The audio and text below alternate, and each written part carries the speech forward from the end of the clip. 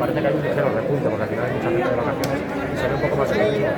Pero con las medidas que nos están mandando implementar, la verdad es que se hace muy difícil trabajar.